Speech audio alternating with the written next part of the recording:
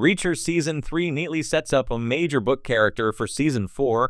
The introduction of General Garber in Reacher Season 3 suggests another key book character could turn up in Season 4. There aren't that many recurring characters in Lee Child's Jack Reacher series outside of Reacher himself, of course. That said, Amazon's adaptation has made his best friend Neely Maria Sten a recurring figure. Neely is even getting a spin-off show for her own. The latest episode of Season 3, Dominique, is told mostly in flashback and sees Reacher recounting the murder of the title character, Dominique Cole Mariah Robinson. Cole is a bright young sergeant assigned to help him on a case, with Reacher's superior Garber, Andreas Apergis, basically ordering him to be her mentor. Garber is Reacher's own mentor in the books and was a key figure in shaping Jack's sense of morality and investigative skills.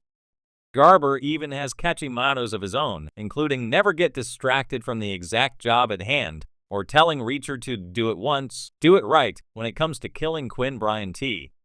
Amazon's Reacher has no shortage of great source material to pick from, with fans waiting on adaptations of favorites like 61 Hours or Echo Burning.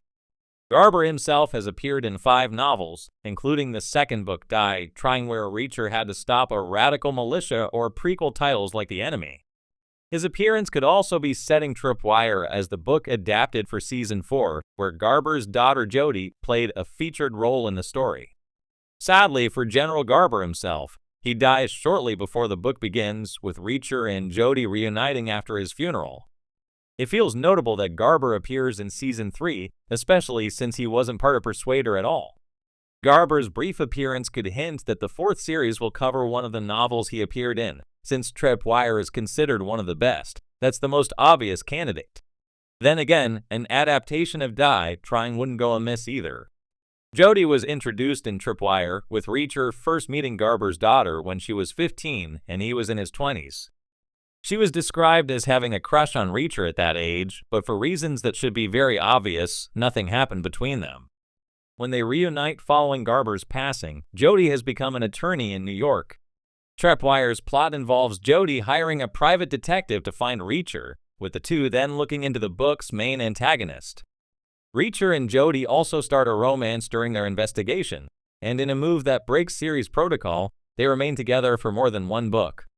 Jack and Jody live together for a time after the events of Tripwire and remain an item until the end of the 4th book, Running Blind. While Jack cares deeply for Jody, when she announces she's heading to the UK after being made a partner in her law firm, Reacher decides it's time to end their romance and go back to his drifting ways. Jody has yet to reappear in the books, though she has been mentioned in passing in later books. Jody was one of Reacher's key romances, and he came about as close to settling down with her as he ever had in previous novels.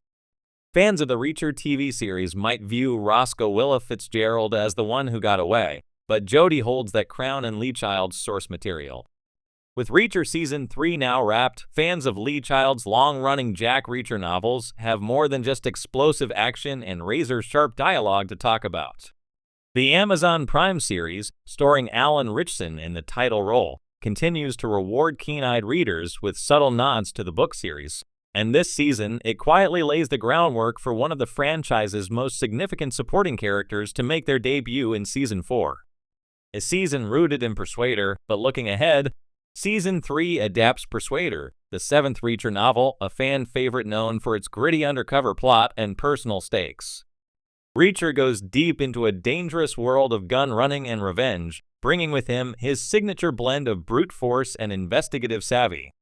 Yet amid all the bone-crunching fights and tense interrogations, sharp viewers notice several breadcrumbs that suggest the series is gearing up to introduce Frances Neely in a more prominent role, or potentially usher in another heavyweight from the novels, Major Susan Turner. Turner, the commanding officer of the U.S. Army's 110th MP Special Investigations Unit, looms large in Reacher's later adventures, most notably in Never Go Back, the 18th book. While Neely has already appeared in the series portrayed by Maria Sten in Season 1, Season 3's specific attention to military command structures and Reacher's lingering ties to his past unit hint that Turner's arrival is imminent and inevitable. Subtle clues point towards Susan Turner. One of Season 3's central undercurrents is Reacher's growing restlessness with solitary wandering. While he remains the archetypal drifter, no home, no phone, no attachments, this season revisits his history with the military more explicitly than the prior 2 seasons. Through flashbacks and conversations, we're reminded of Reacher's time with the 110th MP, and for the first time, characters speak in detail about changes in leadership at the unit since Reacher's departure. In Episode 5, during a quiet moment between Reacher and former colleague Carla Dixon, a fellow MP investigator reimagined for the show, she casually mentions, "Your old outfit's got a new co these days. Tough as nails, but fair. Keeps the ship tighter than anyone I've seen." That brief line, while easily overlooked, is almost certainly a nod to Susan Turner, who assumes command of the 110th in the books after Reacher's tenure. Showrunner Nick Santora, in recent interviews, has been careful not to confirm future storylines explicitly, but he's repeatedly emphasized that the series intends to honor the spirit of the books, even when timelines shift. Given that Season 1 adapted Killing Floor Book 1 and Season 2 jumped to Bad Luck and Trouble Book 11, the series has demonstrated a willingness to draw from different eras of Reacher's life.